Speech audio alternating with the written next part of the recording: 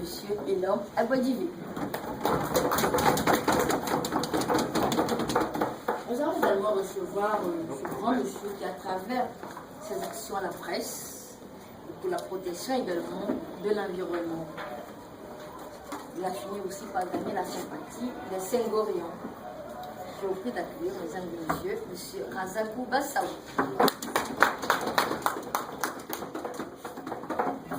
Cette fois, c'est une dame. Pour combler, bien sûr, la dent et la boucle. Simple, courtoise aussi, naturelle, avec de belles fesses. Bon, en parenthèse.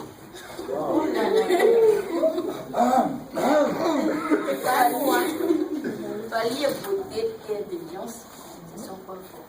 Je vous prie d'accueillir, mesdames et messieurs, Rosafi Gassi.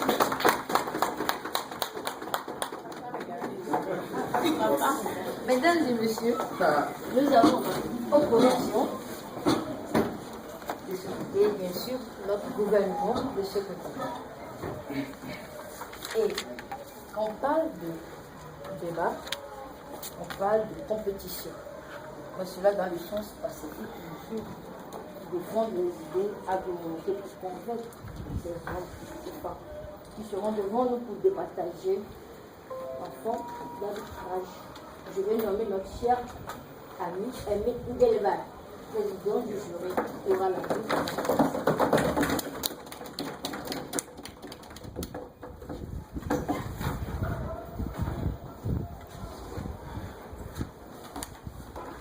convenez avec moi que je n'est pas si facile. C'est toujours dans ce sens.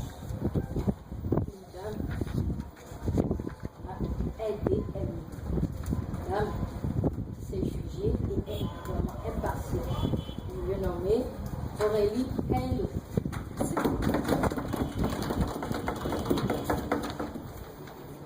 À ce panel de membres du jury s'y ajoute ce journaliste sanitaire, le nom de la Fontaine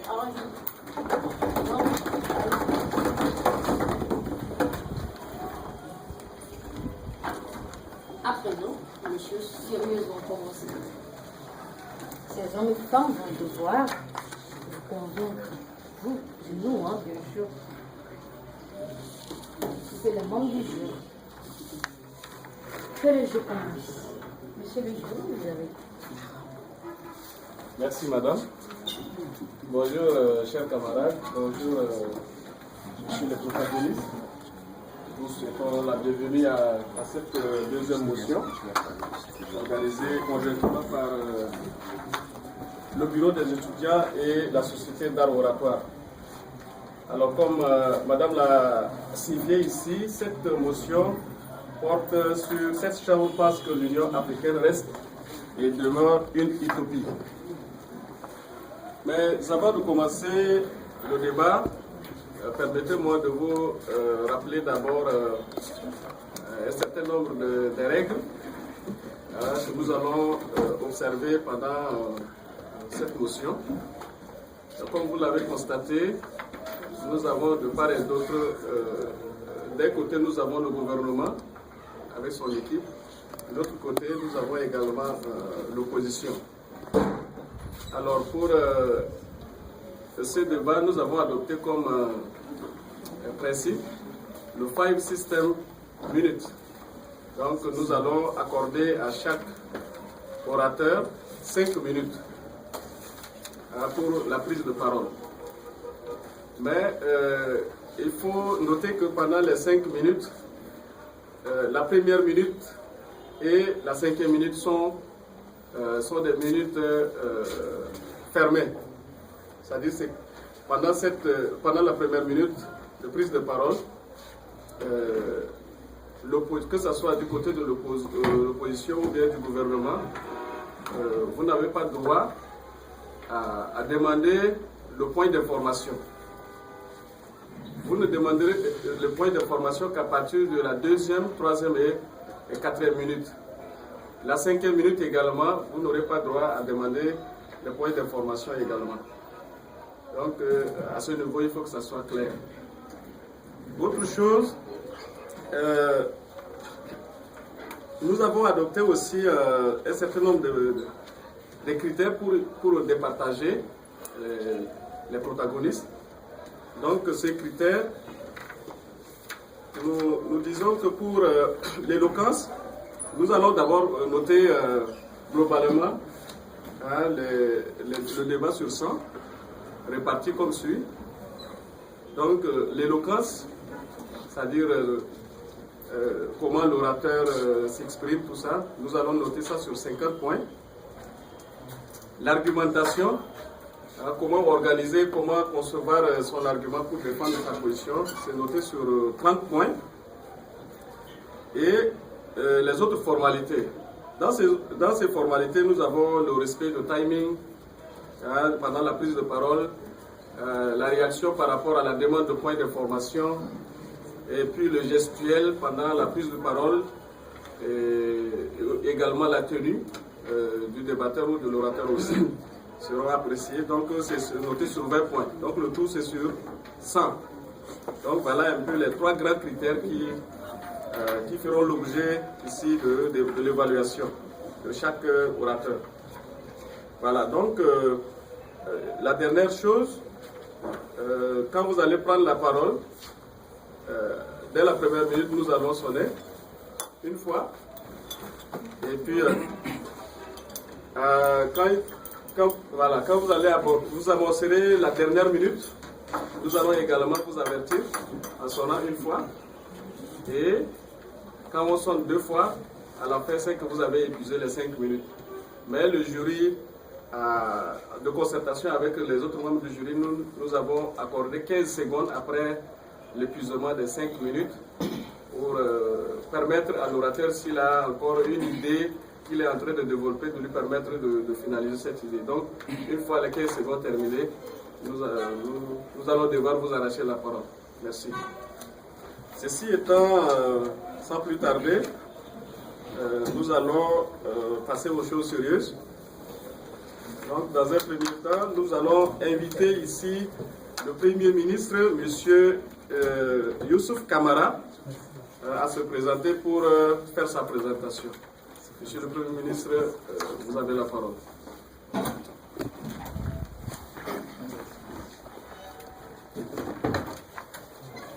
Bonsoir tout le monde. Bonsoir chers invités. Monsieur le Président, bonsoir. Bonsoir. Mes chers amis de l'opposition, bonsoir. Je pense qu'il n'est pas lieu de me présenter. On se connaît assis à Senghor, je suis camarade du département Senghor. Du département environnement, gestion de l'environnement, une spécialité. J'avoue que c'est avec un intérêt particulier que je viens dans ce débat. Parce que dans mon lit de malade, je me suis posé tant de questions. Est-ce qu'il fallait venir ou pas? Est-ce qu'il fallait que je reste? Et non, je me suis dit que la portée africaine dépassait cela. Il fallait que je vienne regarder en face mes frères qui viennent nous vendre de l'idéologie. Comme quoi, oui, il faut qu'il y ait une unité africaine. Et tout de suite, si on n'est pas unis, il y a ceci, il y a cela. Je me suis posé des questions simples. L'unité même, c'est quoi? Qu'entendez-vous par unité? Qu'entendez-vous par utopie? Je suis allé dans beaucoup de dictionnaires, notamment les médias, qui m'a donné une définition très simple de l'unité, que je vais vous lire, monsieur. On me dit que l'unité, c'est ce qui forme un caractère d'ensemble, d'harmonie entre les parties.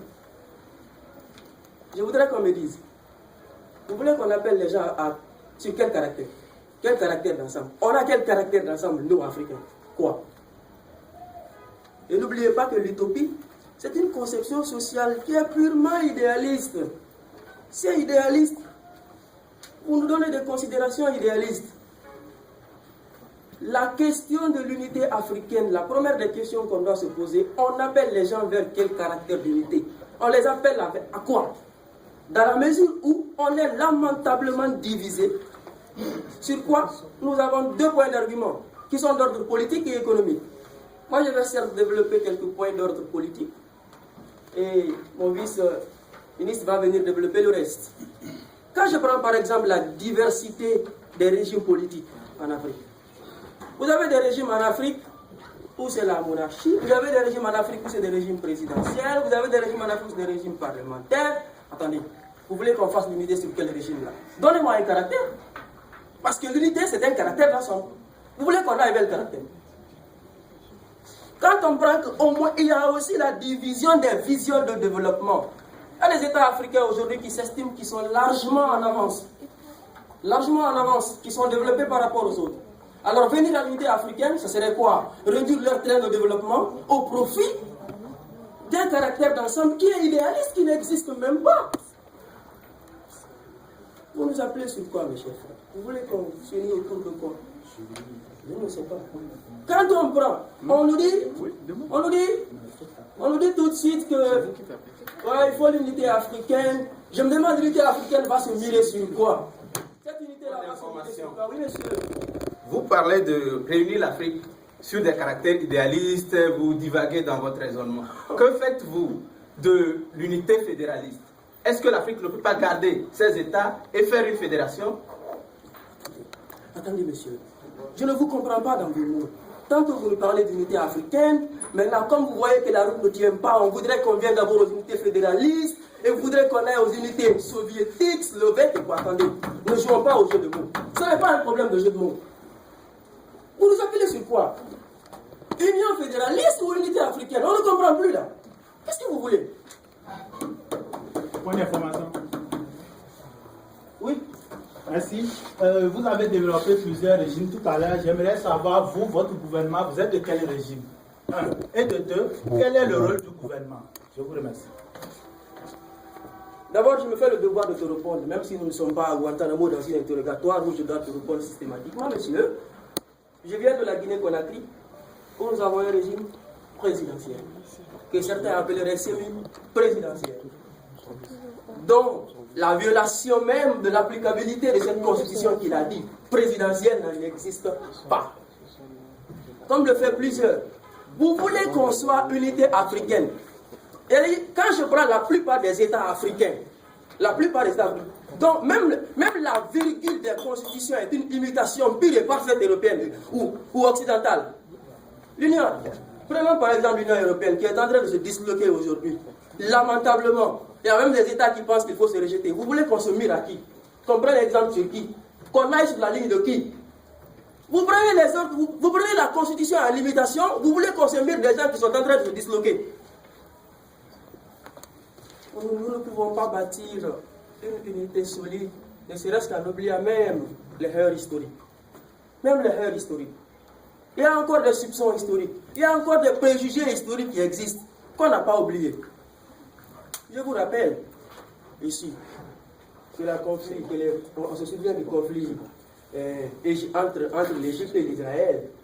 Lorsque deux pays arabes, l'Algérie et l'Égypte, ont demandé à ce que tous les membres de l'OIA se retirent. Il y en a qui ont refusé, il y en a qui ont continué. J'ai encore 15 secondes, monsieur. Faisons un débat de bavard. Non, pas, j'ai encore 15 secondes. Merci, madame et messieurs. Voilà, merci.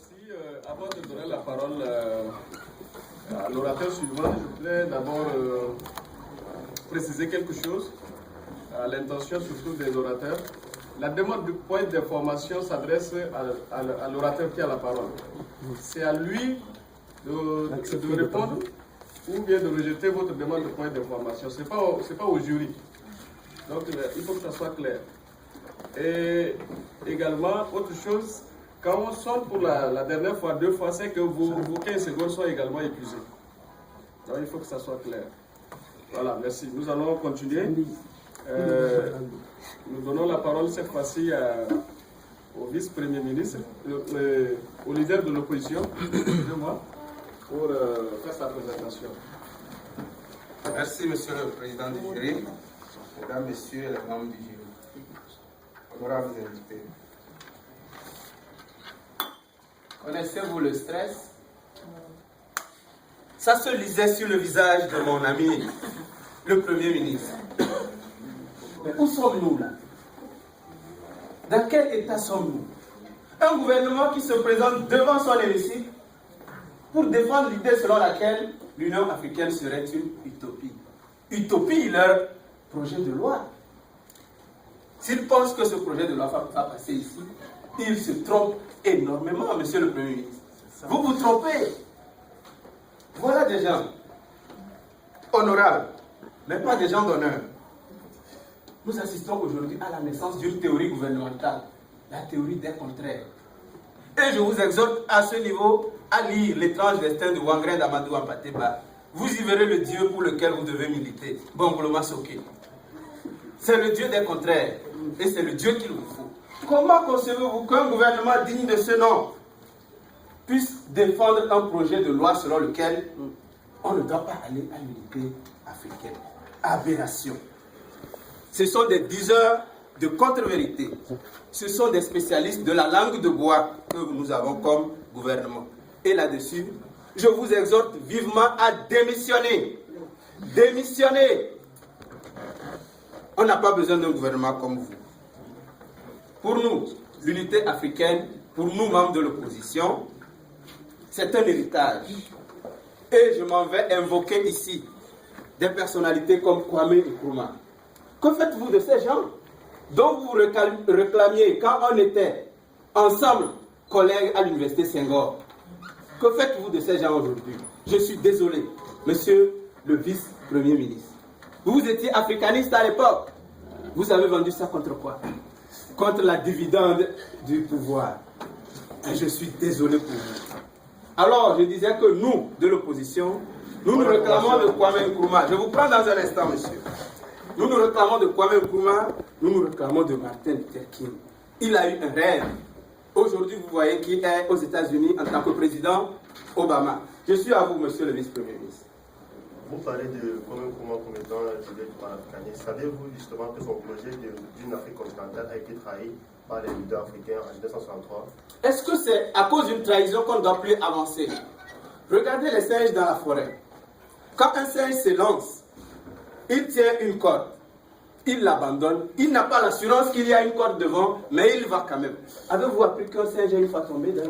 Point d'information. Je vous prends dans un instant. Jamais. Parce que les singes ont la foi en ce qu'ils vivent. Mais vous, non, je suis désolé. Oui, monsieur Sarr. Monsieur le leader de l'opposition, Oui. vous faites référence à Kwame Nkrumah comme étant cette personne qui incarne l'unité africaine, qui incarnerait l'unité africaine. Je vous rappelle, monsieur le chef de file de l'opposition, que monsieur Kwame Nkrumah ne peut en aucun cas être une référence en termes d'unité africaine. Souvenez-vous. Souvenez-vous. Il en vient. Souvenez-vous. Allez-y au but, droit au but, monsieur. Monsieur Kwame Nkrumah n'a-t-il pas été accusé d'avoir servi de bras armés pour assassiner Gilles Christ Olympio? Non. Est-ce qu'une telle personne... Gilles Christ Olympio est vivant, je vous en prie. Vérifiez vos informations. C'est Sylvanus Olympio qui était le président. Sur les contre-vérités, je ne réponds pas, monsieur. Alors, revenons au débat. Cette unité pour laquelle vous militez à contre-courant, si elle est empêchée par des gouvernements véreux de l'acabit de celui que nous avons, alors que cette unité, nous le disons, a des bases solides et des incidences fortes, je pense que nous ne devrions pas suivre le pas de ces gens. Alors, dans l'opposition, vous aurez des arguments développés sur le plan économique, sur le plan politique et sur le plan démographique et culturel. Je m'en vais vous dire, est-ce que vous connaissez le poids de la démographie africaine aujourd'hui? 1,154,721,274 habitants. 2,5 milliards en 2050. C'est une force sur laquelle nous devons nous baser. La culture, c'est également un facteur d'unité. Regardez comment nous sommes habillés, diversement, mais nous ne formons qu'un. Regardez l'opposition, comment elle est habillée. On est habillé aux couleurs de chez nous. Mais nous avons une seule idée, une seule vision, celle de l'Afrique unie pour qu'il y ait développement politique, pour qu'il y ait développement économique. Je vous remercie.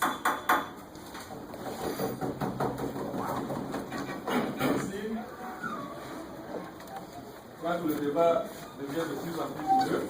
Nous allons continuer sur cette lancée. À présent, nous invitons monsieur le vice-premier ministre pour sa présentation.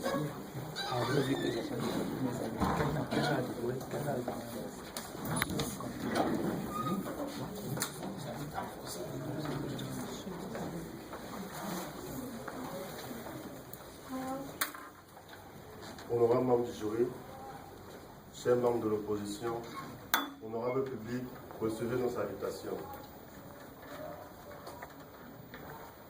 Ce silence, ce visage triste exprime ma désolation.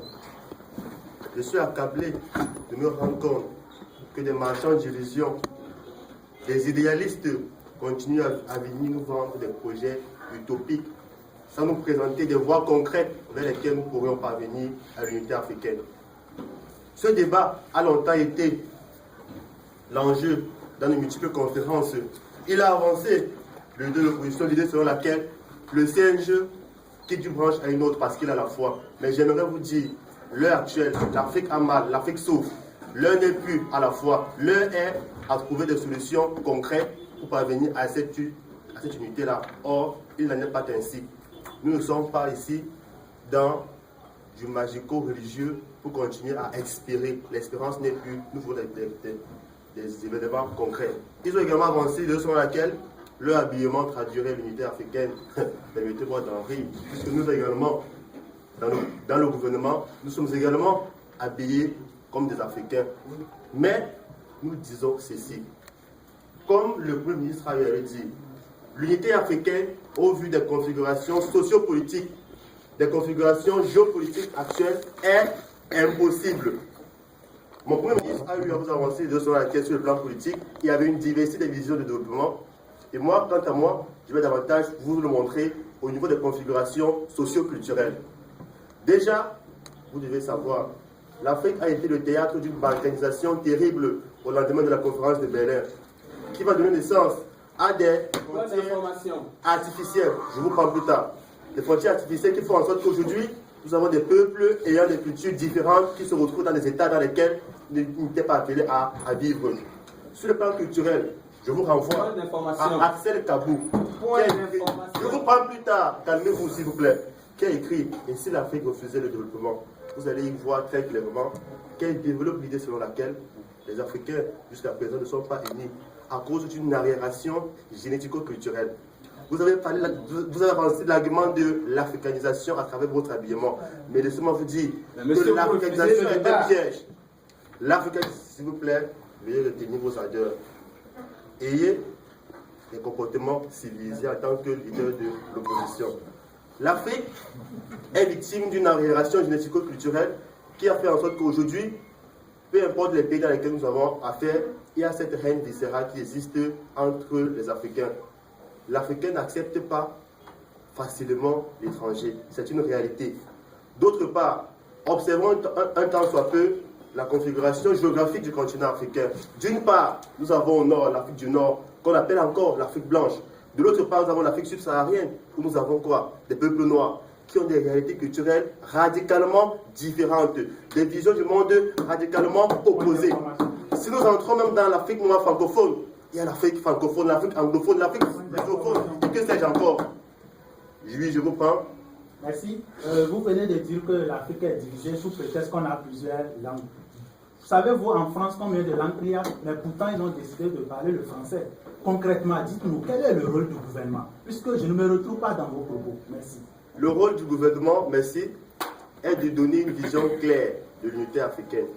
Et cette vision, actuellement, il est impossible, au vu du contexte actuel, de pouvoir parler d'unité africaine. C'est ce que nous aimerions que vous puissiez comprendre. Nous sommes un gouvernement qui est réaliste et qui voudrait que le peuple, la population, puisse suivre notre vision du monde. À savoir, arrêtons de nous leurrer. L'unité est impossible au vu du contexte actuel. Alors, il serait nécessaire pour nous d'oublier ce débat et de nous concentrer sur les enjeux beaucoup plus économiques, car on ne vit pas de foi, on ne vit pas de rêve, on ne vit pas d'illusion, on vit du concret. L'Afrique a faim et pour cela, l'unité africaine n'est pas un préalable actuellement. Sur ce, je vous remercie et je prie les membres du jury de reconsidérer notre position selon laquelle l'unité africaine demeure pour l'instant un vain rêve, une illusion dont il faudrait lourdement se méfier. Sur ce, je vous remercie.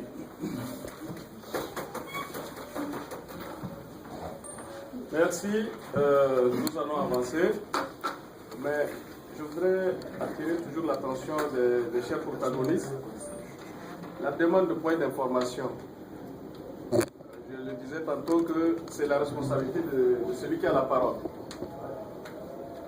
Il est libre de vous l'accepter, tout comme il peut ne pas vous donner le OK pour apporter votre point d'information. Je vous remercie. Ceci étant, nous allons passer la parole au leader d'opposition adjoint pour sa présentation.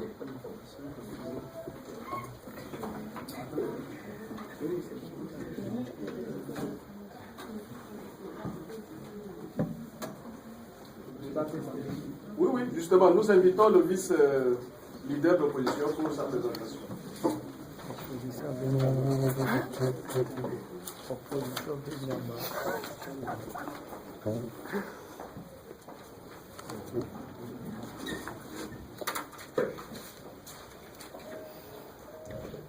Mesdames et messieurs,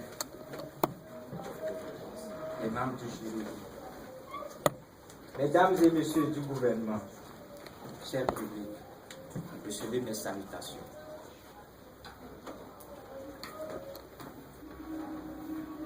Mesdames et messieurs les membres du gouvernement, c'est avec un grand regret que je constate votre persistance dans cette question, votre persistance dans ce projet selon lequel l'unité africaine est une utopie.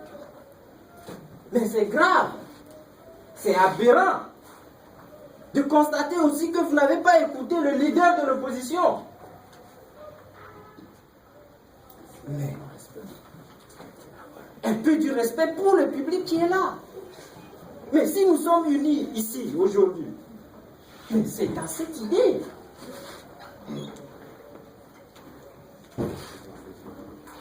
Je veux vous dire et vous faire comprendre qu'avec la démographie dont le leader de l'opposition a fait cas, l'Afrique peut représenter une puissance politique mondiale. Mais imaginons l'Afrique représentée au G9. Imaginez l'Afrique qui est représentée au Conseil de sécurité de l'ONU. Bonne information. Imaginez l'Afrique dans la prise des grandes décisions. Je vous reçois plus tard. Mais ne savez-vous pas que tout cela est possible grâce à l'unité africaine? Je prends votre point d'information. J'aimerais tout simplement dire ici qu'il ne s'agit pas d'imaginer, mais de vivre le concret et le réel. Arrêtez de nous vendre des illusions. Merci. Mais messieurs, vous êtes plus idéalistes que nous. Mais à l'instar des panafricanistes comme Kwame Nkrumah, mais Kwame Nkrumah l'avait dit, peuple colonial et assujetti, unissez-vous. Mais c'est grâce à ces propos que nous sommes arrivés à l'indépendance. Avec l'aide d'autres leaders qui représentent aujourd'hui les mentors de l'Afrique, en passant par Jomo Kenyatta et d'autres. Mais vous oubliez ces leaders-là? Mais c'est aberrant. Monsieur les membres du gouvernement. Oui, je prends votre point d'information. Vous vous flattez de la démographie explosive sur le continent comme étant un facteur de développement qui permettrait l'unité africaine. Je vous rappelle que la démographie explosive non maîtrisée n'est pas un facteur de développement. Lorsque la population est supérieure aux ressources disponibles, ça entrave le développement, ça entrave l'unité, parce que ça crée ce qu'on appelle la faim. Et un ventre vide n'a point d'oreille. Je vous remercie. Monsieur du gouvernement, vous pensez toujours à votre ventre. Mais il y a quoi? Un peuple qui a faim. Mais là, on ne peut pas avancer. Mais il faut oser dans la vie. Prenons l'exemple des savants. C'est des gens qui ont osé. Et il faut prendre le risque pour avoir des résultats meilleurs. Il faut prendre le risque pour avoir une bonne évolution. Je vous prends plus tard. Mais vous avez oublié, si, entre-temps, on avait le mouvement des panafricanistes. Nous sommes arrivés à l'Union africaine, en passant par l'organisation de l'unité africaine. Tout ceci, c'est en perspective d'avoir une Afrique plutôt unie. Tout ceci, c'est en perspective d'avoir une unité africaine. C'est vraiment regrettable que ce gouvernement siège ici aujourd'hui pour constituer un blocus à ce processus qui va nous mener vers une unité africaine. Si ce vendredi, le 18 février, dans les environs de 11 heures, un gouvernement si maladroit que brillant nous parle de l'utopisme d'une unité africaine, vraiment c'est abdiqué de leur part. Je vous remercie. Merci. Nous avançons. Cette fois-ci, je voudrais laisser la parole à Madame Aurélie pour introduire les honorables pour la présentation. Madame, vous avez la parole. Merci, Monsieur le Président. Vu le souci, le gain du temps, sans plus tarder, nous allons appeler Madame la députée Aminata pour le camp du gouvernement. Merci.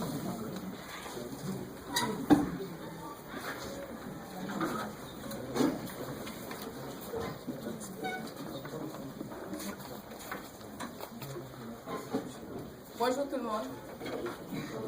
Bonjour chers membres de l'opposition. Bonjour chers membres du jury. Comme tout le monde l'a constaté, nous sommes ici pour parler de l'unité africaine. Si ça ne tenait qu'à moi, on n'aurait pas prolongé ce débat. Vous savez pourquoi? Parce que si on était unis, nous ne serons pas là pour débattre d'un cas continental. Nous serons plutôt d'un côté ou de l'autre. Mais hélas, nous avons l'image, ou nous sommes l'image même de ce projet qui est l'unité africaine. Vous êtes d'accord avec moi que l'Afrique est le berceau de l'humanité. Ça, tout le monde le sait parce que ce n'est pas dans nos rêves, ce n'est non pas plus une utopie. Vous êtes aussi d'accord avec moi que cette même Afrique est indépendante depuis plus de 50 ans, mais qu'elle reste toujours la même. Nous avons des milliers de cultures, comme l'ont signalé mes prédécesseurs, et des milliers d'ethnies. Comment vous voulez qu'on parle d'unité si nous sommes divergents dans nos différentes cultures? C'est vrai, vous allez me dire que la diversité fait la richesse. Oui, mais cette diversité également crée la divergence, comme nous le disons. L'Afrique, à l'instar des autres continents, est la seule à avoir plus de 34 monnaies avec différents codes ISO. Nous parlons d'unité. Où est l'unité monétaire? C'est véritablement une utopie, mes chers compatriotes ou mes chers collègues, comme bon vous semble. Vous nous parlez d'unité. Je suis désolée de vous dire que pour me rendre chez mon voisin, je suis obligée de changer de monnaie. Je suis obligée de remplir des formalités. Pourquoi cela? Parce que nous sommes dans une Afrique qui n'est pas unie. Et pour qui l'unité sera dans nos rêves? J'aimerais bien dire aux chers membres de l'opposition de se réveiller. Parce que nous ne sommes plus autant. Je vous en prie, Monsieur le Président. Point d'information, madame. Je vous écoute, s'il vous plaît. Permettez-moi de convoquer l'histoire ici. D'abord, cette désorganisation, cette débandade du pouvoir dit long sur ce que vous êtes. Maintenant, je reviens sur mon point d'information. Je convoque l'histoire. Vous avez parlé de la balkanisation de l'Afrique aujourd'hui. Mais avant la colonisation, l'Afrique avait un soubassement d'unité. Pourquoi ne pouvons-nous pas exploiter cet aspect historique-là pour bâtir l'unité africaine? Donc, vous défendez ici une idée bancale et absurde. Je vous en prie. L'Afrique, avant l'indépendance, n'était pas divisé, n'était pas balkanisé comme nous le sommes aujourd'hui. On ne s'entretuait pas. On n'avait pas besoin de papier pour partir chez l'autre, mais dès après l'indépendance. On a été obligé de vivre les conditions qui nous ont été imposées par l'Occident. Si le passé nous donne raison, alors vous êtes utopique, vous pensez que c'est une utopie. Point d'information. Point d'information. Respectons-nous, s'il vous plaît. Point d'information. Je vous prends après, s'il vous plaît. Laissez-moi continuer. Comme je le disais, c'est mon cher. Pourquoi on parle des conflits? Pourquoi nous ne parlons pas d'unité? C'est parce qu'en ce moment, ce n'est pas un problème crucial. Également, parlons d'intégration. Laissez-moi finir. Parlons d'intégration. Je disais que pour se déplacer, pour rejoindre le pays de ton ami, tu as besoin de beaucoup de formalités. Prenons le Cameroun.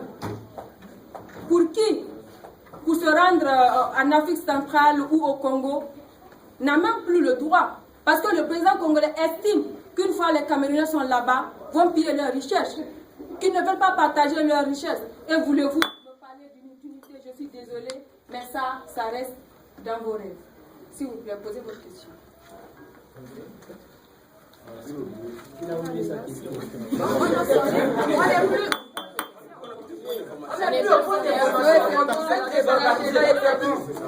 Merci. Merci. Ceci étant, nous allons toujours continuer. Madame, vous introduisez l'orateur suivant. Oui, sans plus tarder, nous allons faire appel au député de l'opposition, M. Razak.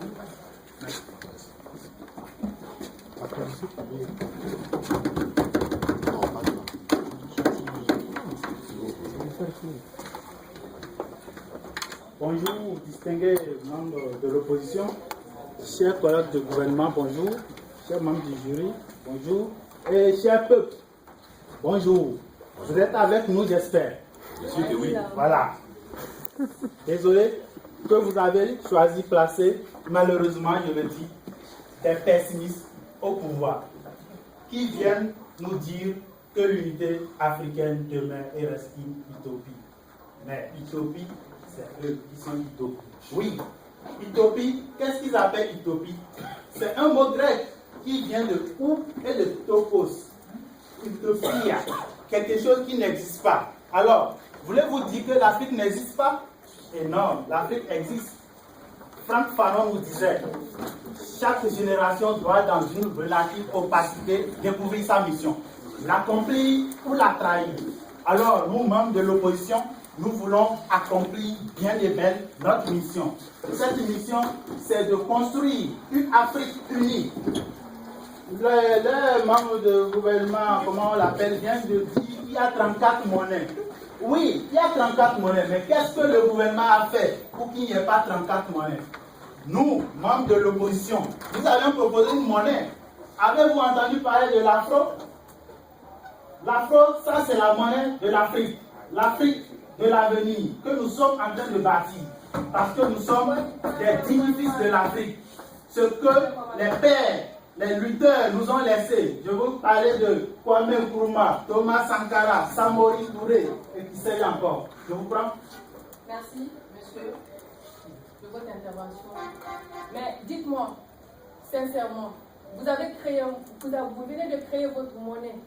Mais avez-vous demandé aux pays africains s'ils sont prêts à changer leur monnaie? Avez-vous demandé à l'Égypte? Avez-vous demandé au Maroc? Avez-vous demandé les pays dans le franc CFA? Avez-vous demandé la Guinée si elle va changer le franc guinéen? Merci, il ne faut pas me distraire trop. Une question doit être précise et concise. Merci. Alors, ici, l'unité africaine nous demande d'avoir une monnaie unique. Et le gouvernement n'a pas pu créer cette monnaie unique que l'opposition se propose de créer. Alors, nous, à notre niveau, c'est clair dans notre tête. L'Afrique, c'est un continent d'avenir. Et nous allons bâtir les États-Unis d'Afrique. Avec votre volonté ou pas, nous irons de l'avant. Puisque vous êtes des pessimistes. Pour l'information, Je vous prends. j'aimerais vous rappeler que nous ne sommes point des pessimistes mais des réalistes. Regardons la réalité en face. L'Afrique actuellement est difficilement configurable sur le plan de l'unité africaine. C'est ce que nous aimerions faire comprendre au peuple. Avec nous, nous parlons de division. Merci. Voilà un membre de gouvernement qui ne sait pas de quoi il parle. Quand je vous montre la carte de l'Afrique, l'Afrique était divisée ou bien des contours imaginaires tracés sous prétexte par une conférence de je ne sais quoi. Pourquoi nous-mêmes, nous ne pouvons pas nous unir? Une question, cher peuple, ici à l'université Senghor, nous sommes unis, oui ou oui? Nous sommes unis, oui ou oui? Ce n'est pas l'Afrique. Est-ce que ce n'est pas l'Afrique? Alors, vous voyez qu'ils sont dans la division. Non, mais, oui, je pas. Point d'information. Oui. Mais écoutez, on parle de la masturbation linguistique. Ma question n'est pas posée. Donc, nous continuons de dire que l'unité africaine est une réalité et nous allons bâtir cette unité.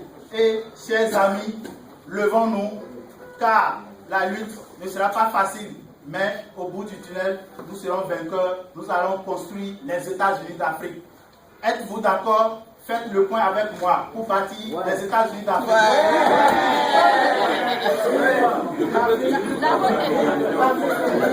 Vive l'unité africaine.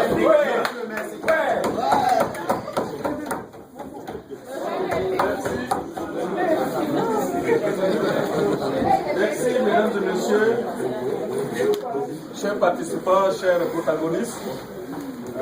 Nous tendons presque vers la fin, qui commence bien, finit bien. À présent, nous allons inviter le censeur du gouvernement pour venir ici faire sa présentation.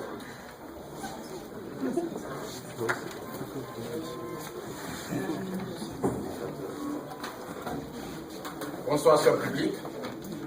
Bonsoir, chers membres de l'opposition. Bonsoir, chers collègues. Bonsoir, chers membres du jury. Je précise une chose. On a comme impression que nous faisons de l'opposition ne serait tout pas. Monsieur Elom, je vous rappelle qu'on n'est pas vendredi aujourd'hui. Nous sommes jeudi 18 février 2016. Je crois que je ne pas oublier. Je trompe les dates. Vous aviez parlé du mot imaginer. Vous l'avez répété 4 fois. L'imagination n'est pas une réalité. Et vous êtes d'accord avec nous que vous êtes en utopie. Chers membres du jury public, tout à l'heure, monsieur le Premier ministre a parlé de la diversité des régimes politiques sur le continent africain. Ça, c'est une réalité qui se parle. Il a parlé de la dislocation de l'Europe aujourd'hui avec l'Union européenne, où certains pays menacent de se retirer. Ça encore, c'est une réalité. Monsieur le vice-premier ministre parle de la configuration socio-culturelle du pays, du continent africain. Il a parlé de la diversité. On a des pays francophones, des pays anglophones, des pays lusophones. Ça aussi, ça constitue une entrave à la constitution de l'unité africaine. Vous avez parlé de démographie. Je l'ai souligné dans mon point d'information. Comme quoi, la démographie est un facteur important pour la relance économique de notre pays, pour l'unité de notre pays. Alors, je vous rappelle, chers membres de l'opposition, que la démographie ne saurait être un facteur de développement. C'est plutôt un problème à résoudre. Je vous dirai partant de là, je vous prends bientôt, je vous dirai partant de là que l'unité africaine, la problématique de l'unité africaine est un débat qui n'est pas d'actualité. Il n'est pas d'actualité parce que les précurseurs, ceux qui l'ont créé, en ont fait des débats et ceux qui les ont suivis ont fait le même débat, mais ils ne sont pas parvenus à des issues favorables. C'est toujours le statu quo. Et aujourd'hui, je vous prendrai bientôt, et aujourd'hui j'estime, nous membres du gouvernement, nous estimons qu'aujourd'hui, le débat doit être plutôt tourné vers des questions essentielles, les questions liées au terrorisme, les questions liées aux épidémies, les questions liées à la famine, les questions liées à la dégradation effrénée de l'environnement, qui menace notre survie. Je vous prends. Vous dites que le débat n'est pas d'actualité. Qui a convoqué le débat? Mais on est où là? Un gouvernement qui nous convoque pour discuter d'un sujet et qui nous dit que le débat n'est pas d'actualité. Mais on devrait se retirer là, chers membres de l'opposition. mais par respect pour vous, parce que nous sommes des démocrates, nous restons et nous vous écoutons. Allez-y, monsieur. Vous oubliez, monsieur Katasoli, le principe de la consécration de la séparation des pouvoirs. Le pouvoir exécutif, le pouvoir judiciaire, le pouvoir législatif. Le pouvoir législatif n'est pas sous le contrôle du gouvernement. C'est bien l'Assemblée qui organise le débat. Et ce n'est pas le gouvernement qui organise le débat. Je reviens.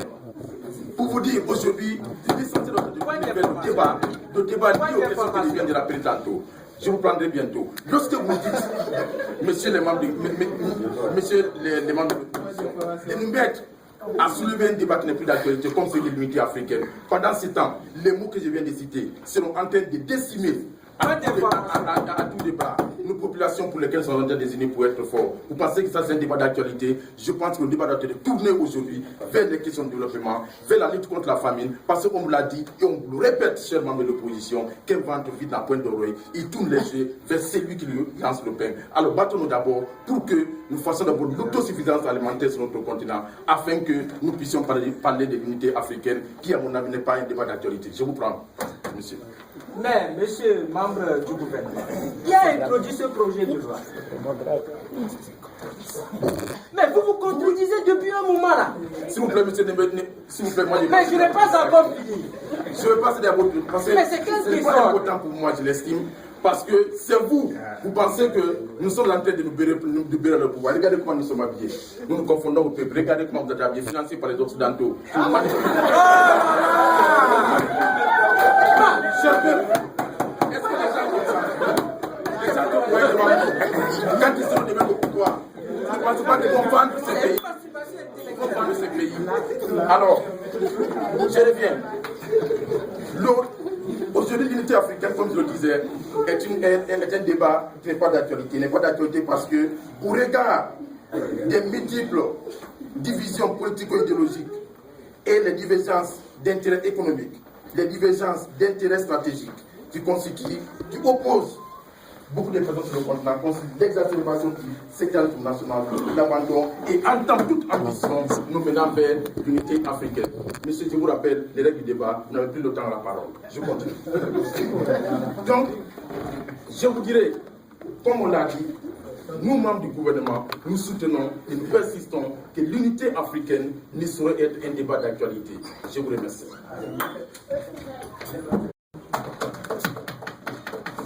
L'unité africaine n'est pas utopique.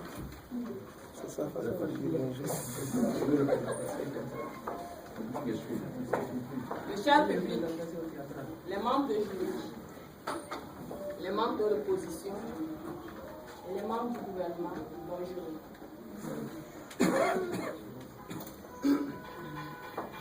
Je vous informe d'abord que le projet de loi se fait par le gouvernement.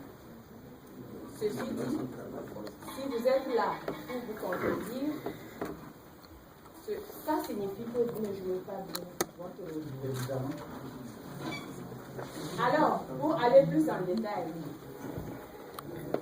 Monsieur le Président, qui a été littéraire, au lieu d'être réaliste, et Cédric, qui était perdu dans cette idéologie aussi, et Madame, qui était aussi généraliste, avec ça, qui se perdait et qui confondait les habits traditionnels aux habits modernes. Je vous prends après. Et aussi, qui ne sait pas que la limitation des heures ne sont que culturelles, ce sont des faits humains. Si le président était là pour nous dire bonsoir au lieu de bonjour, pourquoi lui ne peut pas dire vendredi au lieu de jeudi?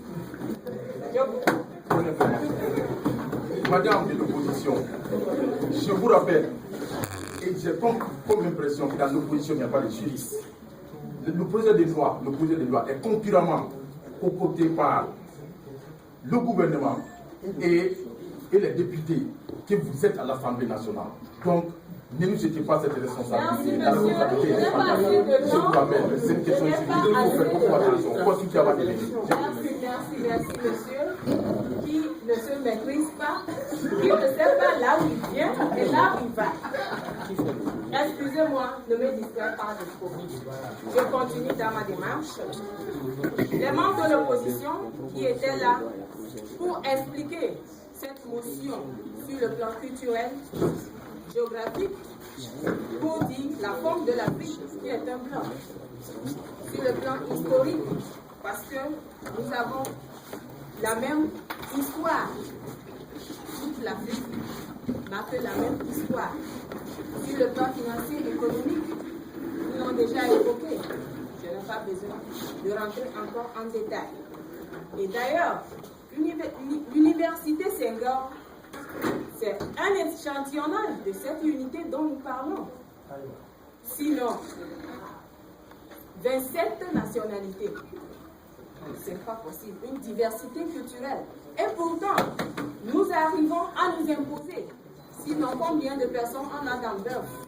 On a 5 personnes. Ils ne suivent pas pour s'affronter à l'administration. Mais à cause de notre diversité culturelle, à cause de notre unité, nous arrivons à nous imposer à l'administration et à réclamer nos droits et autres. Je vous prends, monsieur. Vous faites référence à l'université Senghor qui symbolise l'unité africaine. Je vous précise, madame, que nous sommes ici, c'est vrai que nous sommes à l'université Senghor, mais nous sommes dans différents départements et gérés par différentes personnes. Je suis vraiment désolée, monsieur le culturel. J'ai l'impression comme tu ne maîtrises pas le thème, les mots, et c'est aberrant. Parlons de l'unité, parlons de l'union. C'est deux choses différentes.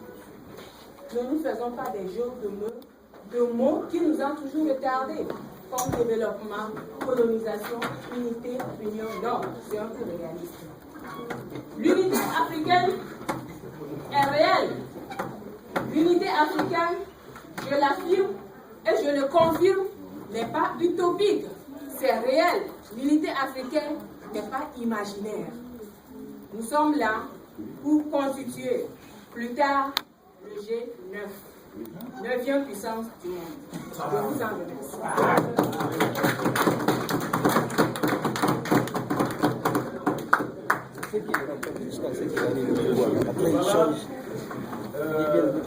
Mesdames et messieurs, chers protagonistes, chers participants, nous vous remercions pour votre participation. Nous remercions également les protagonistes pour leurs interventions. Vous le savez, nous sommes ici, c'est pour arriver à la fin.